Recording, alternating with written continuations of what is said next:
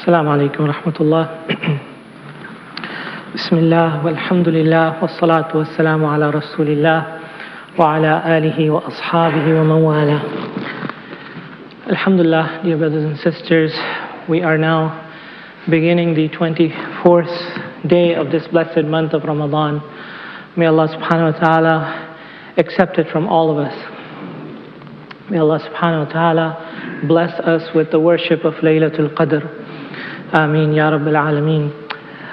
Continuing the series that we've been doing every day, 30 books in 30 days.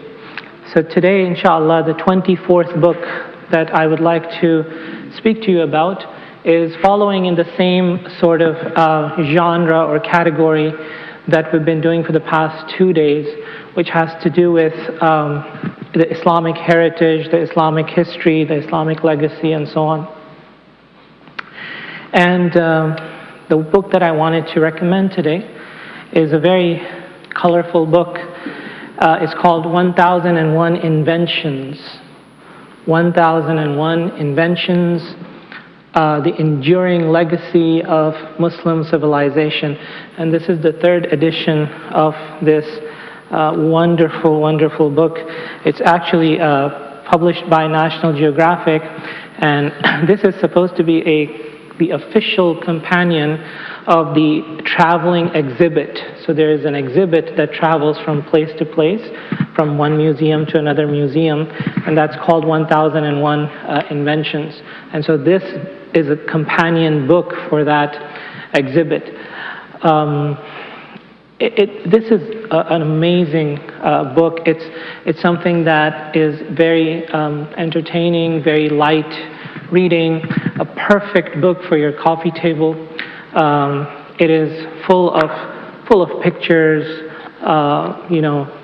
pictures, paintings, and so on. And there's a companion book that goes with it, which is like a kids edition. So this is 1001 Inventions and Awesome Facts from Muslim Civilization.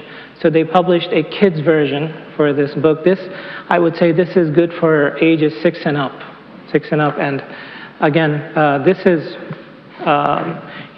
just written in like trivia form, which makes it very fun for the kids to read. So I would say this is good for 6 and up, and this is more for like high school and up, high school, college, young professionals, adults. This is good for that age. And I will just read to you, some of what it says about this book. So it says here that the 1,000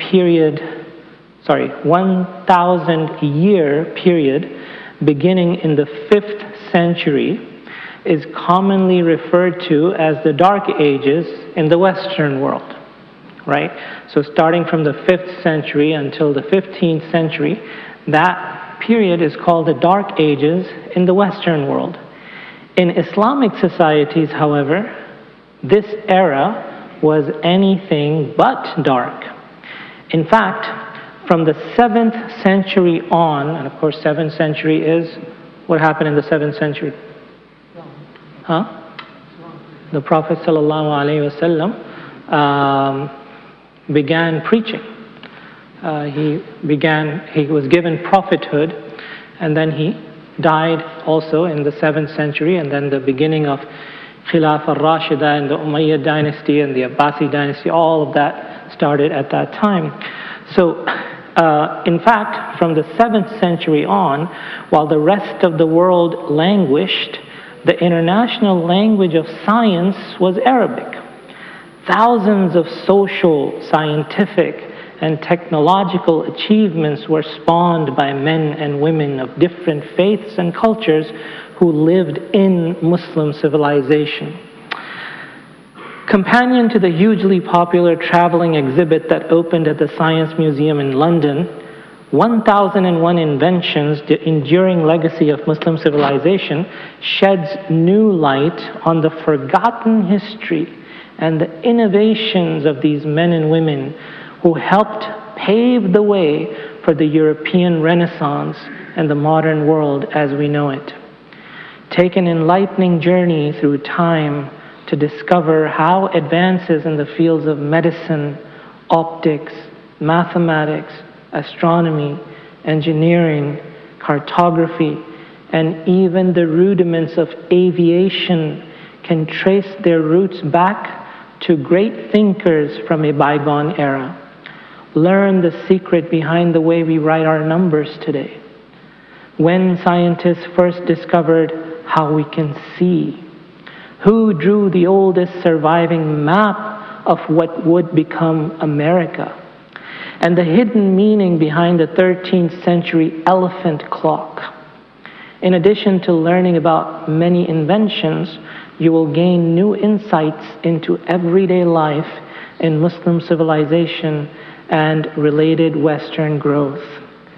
Complete with a timeline and map illustrating these inventions and discoveries worldwide, and featuring remarkable photographs and rich illustrations of historic documents, drawings, and artifacts, this book deftly illustrates not only the scientific legacy of Muslim civilization, but also the heritage that we all share.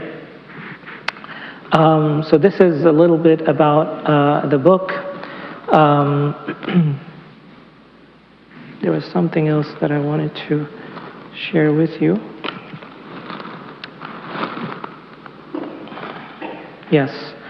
So there are more than 300 photographs and illustrations in this book that bring these inventions vividly to life. This is the book that is for adults.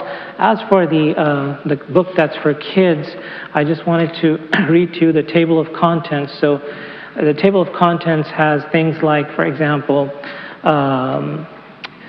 10 fast facts about Muslim civilization, towns, gardens, schools, fashion. So these chapters are talking about Muslim inventions pertaining to these categories, right? So the category of towns, category of gardens, schools, fashion, cleanliness, chess, astronomy, constellations, flight, vision, numbers, clocks, games, medicine, surgery, architecture, pottery, pens and paper, geography, tents, trade and money, jewels, war and weapons, castles and keeps, farming, coffee, water, windmills, words from Arabic, and so on and so forth.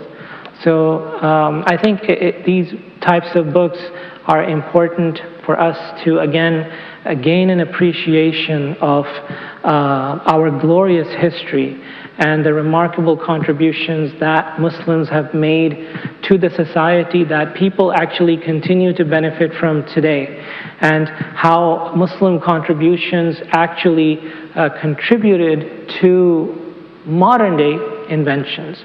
And if it weren't for the Muslim inventions of what is known as the Dark Ages, we wouldn't have many of the inventions that we have today. So I think it's also very, it instills a sense of pride, a sense of happiness to be part of such a great ummah that has achieved so much in this world.